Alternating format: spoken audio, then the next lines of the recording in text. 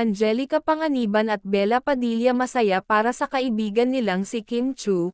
Usap-usapan nga na nagkakamabutihan na sina Kim Chu at Paolo Avellino. Matatanda ang pagkatapos nga ng pagluluksa ng puso ni Kim Chu dahil sa paghihiwalay nila ng kanyang long-time boyfriend na si Sian Lim, dumating naman si Paolo Avellino na muli daw nagpatibok ng kanyang puso. At isa nga sina Angelica Panganiban at Bella Padilla ang nakakaalam ng estado ng kanilang relasyon. Ngunit ganon pa man ayaw nilang magsalita tungkol sa buhay pag-ibig ng kaibigan.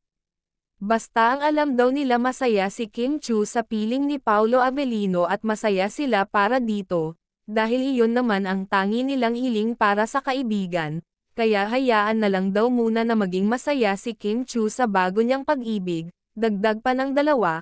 Kaya naman ang mga netizens abang na abang sa susunod pang mga kaganapan.